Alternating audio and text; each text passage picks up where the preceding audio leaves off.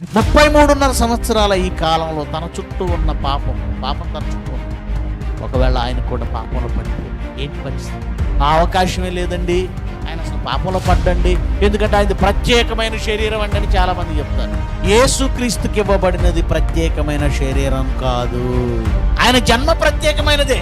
స్త్రీ పురుషుల కలయిక వలన అందరి జన్మ జరిగితే ఆయన పురుషుడితో సంబంధం లేకుండా పవిత్రురాలైన కన్యక ద్వారా ఆయన జన్మ జరిగింది.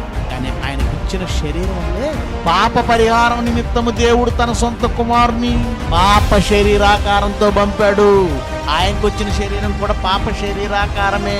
హెబ్రీయులకు రాసిన 4వ అధ్యాయము 15వ వచనం, మన పాపములను తీసేసే మన ప్రధాన యాజకుడు మన బలహీనతల యందు మనతో సహానుభవము లేనివాడు కాడు గాని.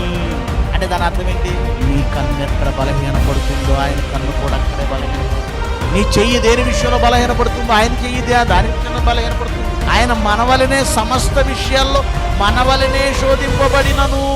నీ కన్ను తప్పు చేయమంటే తప్పు చేసేస్తున్నాం, మనం చేస్తున్నాం. కానీ యేసు ప్రభు కన్ను తప్పు చేయమంటే ఆయన చేయట్లేదు. అలా చేస్తే ఆ బలహీనతకు లొంగితే, పాపములో పడితే కోట్ల మంది ఆత్మలకు సమాధానం చెప్పవలసిన వాడు ఎవరో యేసుక్రీస్తు. ఇన్ని లక్షల కోట్ల మందికి జీవాన్ని దానం చేయాలి, నీతిని దానం చేయాలంటే ఈ 33.5 సంవత్సరాలు బాల్యంలో కానీ యవ్వనంలో కానీ ఏ తప్పుకి లొంగకూడదు. నువ్వేమో ఆ శోధనకు లోబడి పాపంలో పడి, ఆయనేమో పాపము లేనివాడిగా అలా ఉండి తన రక్తానికి చిన్న పాపపు మరక అంటకుండా చూసుకున్నందుకే లోకమునకు జీవమును దానం చేసిన పవిత్రుడైన పవిత్ర మరణం ఎవరిది? యేసుక్రీస్తు.